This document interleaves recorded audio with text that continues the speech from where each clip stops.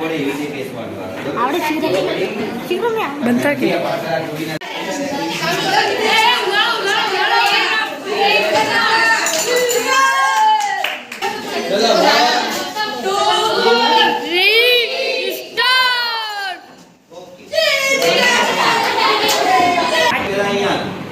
तो सिक्का નું સ્ટેન્ડ જ્યાં હતું ત્યાં તેને જાળવી રાખે એટલા માટે અંદર પડી